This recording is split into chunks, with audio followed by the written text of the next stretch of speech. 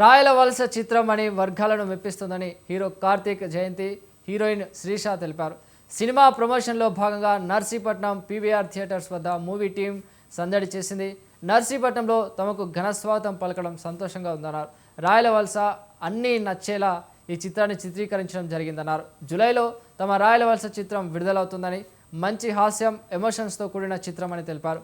Director Gopi Jayant మాట్లాడుతూ నర్సీపట్నం పరిసర ప్రాంతాల్లో అధిక శాతం చిత్రాన్ని పూర్తి చేశామన్నారు. త్వరలో రాబోతున్న తమ చిత్రాన్ని ఆదరించాలని ఆయన కోరారు.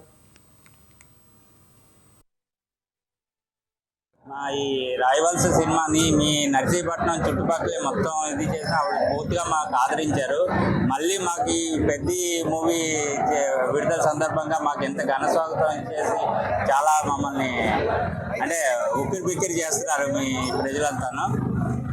తప్పకుండా మా రాయవలస సినిమా కూడా మీరు అంతా ఆదరిస్తారని చెప్పేసి నేను కోరుకుంటున్నాను.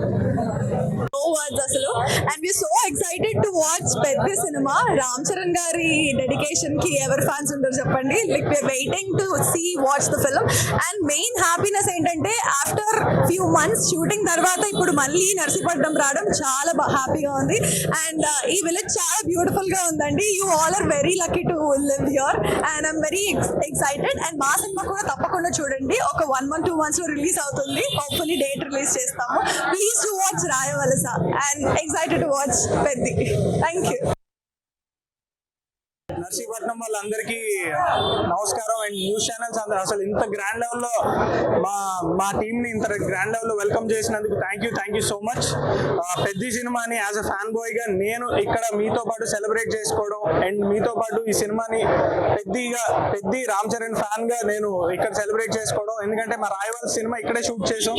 మీ అందరితో ఇక్కడ మళ్ళీ సెలబ్రేట్ చేసుకోవడం, మళ్ళీ ఇక్కడ రావడం మాకు చాలా ఆనందంగా ఉంది.